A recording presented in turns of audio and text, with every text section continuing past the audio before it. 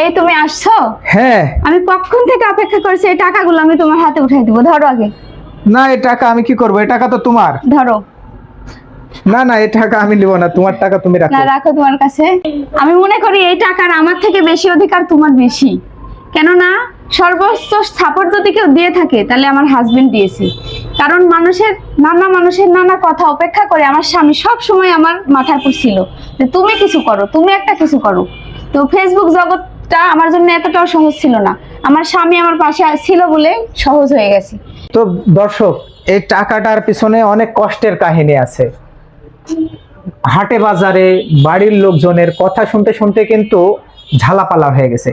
তাদের কথাটা এতটাই ধারালো ছিল, ব্লেডের থেকেও মনে হচ্ছিল ধারালো। যাই হোক, সবকিছু উপেক্ষা করে আজকে একটা সফলতা আনতে পেরেছে সে। এতে আমি আলহামদুলিল্লাহ অনেক খুশি। আমি শুরু থেকে চাচ্ছিলাম ও একটা কিছু করুক, ওর জন্য ও কিছু করুক, করার চেষ্টা করুক। তো যাই হোক, আজকে সফলতা হয়েছে।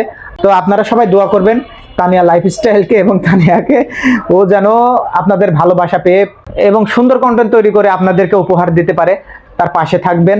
আসলে পথ চলাটা অনেকটাই কষ্ট ছিল, আসলে যারা কাজ করছেন তারা নিশ্চয় জানেন। তো এই টাকাটার হকদার আমি না, অনেক কষ্ট করে সে মেহনত করে ভিডিও করছে, এডিট করছে, আইডিয়াগুলোও তার ছিল। তো এই টাকাটা আমি নিতে চাচ্ছি না, ওর টাকা যেহেতু, ওর আমানত, প্রথম মাসের পেমেন্ট ওর কাছেই থাকবে। দর্শক কি বলেন আপনারা?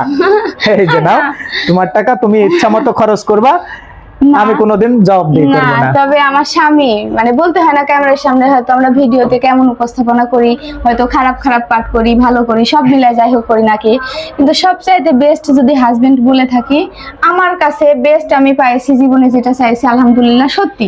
এটা ক্যামেরার সামনে আমি বলতে পারিও ধন্য যে আমি বলতে পারছি যে আমি এমন হাজবেন্ড পাই, আমি খুব খুশি আলহামদুলিল্লাহ। বেশি বলে ফেলেছে। না না, বেশি না, সবাই কিন্তু চাইও পায় না সর্বোচ্চ সাপোর্ট।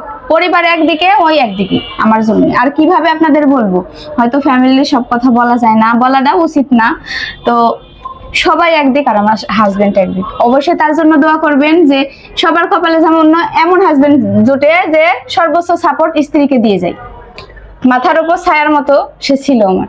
তো কষ্টদায়ক কথা হচ্ছে, আবারও বলছি যে ভিডিও বানানো, তৈরি করা যতটা কষ্টের না ছিল, মানুষের কথার আঘাত ছিল তার থেকেও বেশি কষ্টের। হজম করা মানুষটা এটা সহজভাবে নিতে পারে না, কারণ আমরা গ্রামের মানুষ। তো আমি দীর্ঘ 1 বছর বাসায় যাই নাই, তার কারণ হচ্ছে মানুষের সমালোচনা করে, বাজার ঘাটে কথাবার্তা বলে, এই কারণে আমি এই শহর থেকে 1 বছর বাড়ি যাই নাই, খালি মানুষের কথার অত্যাচারে। তাহলে বুঝেন এই প্ল্যাটফর্মটা মানুষের কথার কতটা আঘাত দেয়। অনেকের হাজবেন্ড কিংবা শ্বশুর শাশুড়ি সাপোর্ট করে না, মেয়েরা যে কিছু করতে চায় সেটার পিছনে সাপোর্ট করে না। আমিও একসময় করতাম না, মানুষে কি বলবে, কি করবে।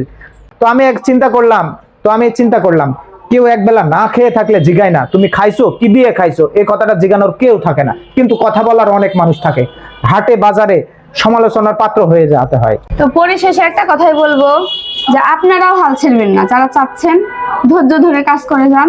ইনশাল্লাহ আপনারা যদি নিজে নিজে ঠিক থাকেন, সবকিছু ঠিক, স্বামী স্ত্রী ঠিক, তো সবকিছু ঠিক। তো সফলতা আপনাদেরও আসবে, আমাদের জন্য দোয়া করবেন। তো আমাদের ভিডিওগুলো যেন আমরা দুজনে ভাবে হাসি মুখে মেক করতে পারি, আপনাদের সামনে তুলে ধরতে পারি।